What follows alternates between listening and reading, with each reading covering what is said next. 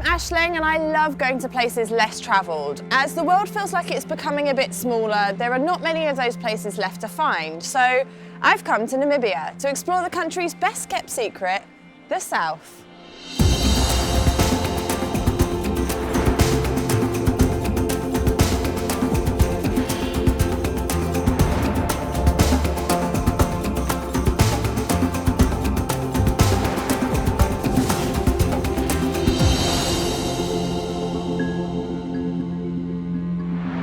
I'm exploring southern Namibia, the country's best kept secret, with my guide Wesley.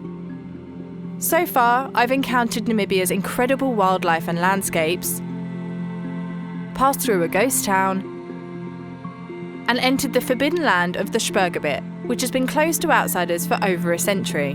Now, I'm heading south to Oranjemund, then inland to complete my journey at the spectacular Fish River Canyon. Namibia has hundreds of shipwrecks along its vast coastline. The little-known Barge 77 in Sperrgebiet, however, has a very unique story. This is where human ambition meets the forces of nature. The ocean, the wind, the sun here, there's like no way you're gonna survive if you get shipwrecked here. Look at this. Literally, iron turned into dust. Literally. It's one of the harshest environments In the world. The story behind this shipwreck, there was a Texan called Sammy Collins, and he decided if there are diamonds onshore, there are probably diamonds offshore. So he decided he's gonna convert a barge into a mobile diamond processing plant. In the early 60s, a big swell capsized it and washed it ashore. So this actually isn't that old, and yet it looks like it's been here forever. It molded into the environment, kind of. Yeah, it's another example of nature taking back control, isn't it? Nature always finds a way. Back on the road, I'm heading out of the forbidden area to the mysterious town of Oranjemund. Nestled between the golden dunes of the Namib Desert, the roaring Atlantic Ocean and the Orange River, these contrasting settings make for a truly unique place. After a few days in the desert, we've arrived in Oranjemund and, quite frankly, it feels like you step into an oasis. There is birds, there's big trees, there's greenery. Welcome to my town, welcome to Oranjemund. I'm gonna show you the art, I'm gonna show you the culture, I'm gonna show you around. We're gonna have fun. This is it, this is the place that made me. Built solely to service diamond mining, Oranjemund was closed to outsiders for 80 years.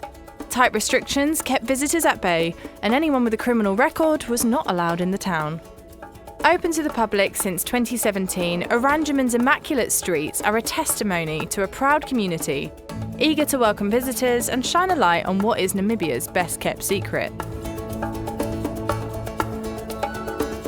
The Jasper House Museum houses a wealth of history, including a sculpture of gold coins protruding from the hull of the 500-year-old Bom Jesus shipwreck discovered whilst mining for diamonds.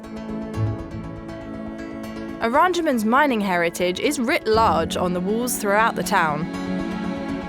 Everywhere around town there is this just creative, artistic influence, which is very much inspired by the heritage and the nature around you. So it feels really honest.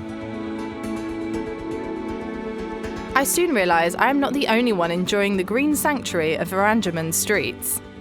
This is very strange because we've seen tons of these guys in the wild, but you can't get this close. They're really skittish and nervous. Yeah. This is the real diamond of Oranjemund. In the wild, they're a little bit skittish and distant from people, but here they got accustomed to the environment. You wouldn't get this anywhere else in the world. It's really, really unique. In London, we have pigeons. Here you have oryx.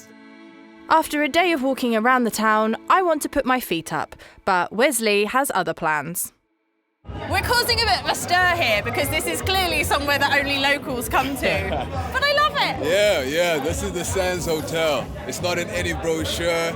A lot of tourists don't really come here. That's why I brought you here. It's unique, it's real to the street. Authentic. Yeah. Like it. Sand Hotel is where the locals come to drink, socialise and party. There's no hotel in sight, but I'm told the name comes from its sandy walking paths. These guys know how to enjoy themselves. couple of drinks later, and I find myself right in the middle of a dance floor.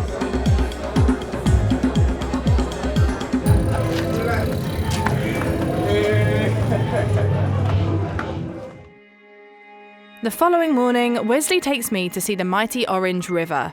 It's the longest river in southern Africa, forming the border between Namibia and South Africa. This is the mouth of the Orange River.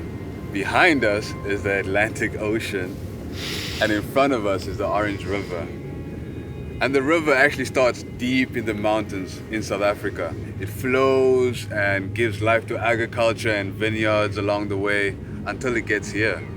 The mouth of the Orange River is a Ramsar site, a wetland of international importance due to the abundance of bird species. Oranjemund is the only town I know where I can be in town and still take a walk and be in this open land and space. The solitude, the openness, I love it. I mean, just look at it. A real oasis in the middle of nowhere. There are a lot of outdoor activities you can have here, and I'm gonna take you on one. Okay. Yeah. Cool. Let's go. Lead the way. All right. I'm gonna take this one. Okay. And we're gonna have some fun. Let's go.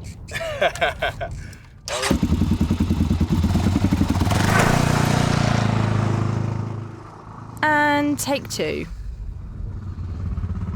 Round two.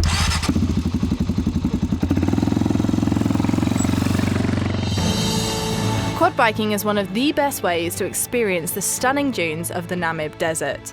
You get to see places that are inaccessible by car and get an up-close look at the breathtaking landscape that makes Namibia one of the most beautiful countries in Africa. Whoa!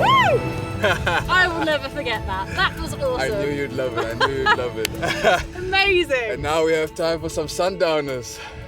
This is a pretty top-notch picnic. I mean, like I'm guessing most people on a normal day just come up with a cool box, a couple of beers, a blanket, sit and watch the stars with some snacks. This is what I was talking about. This is basically a Namibian sundowner. We get the beers, we have the fire going, the food and everything. I'm glad you went a bit extra. You know who you're dealing with. Just a little bit for you. But yeah, let's go awesome. Cheers to another good day. To another beautiful day.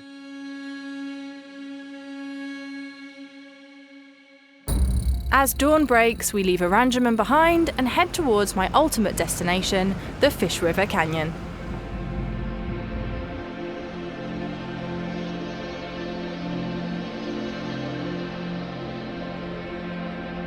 At around 100 miles in length and over 500 meters deep, the Fish River Canyon is the largest in Africa and the second largest in the world after the Grand Canyon.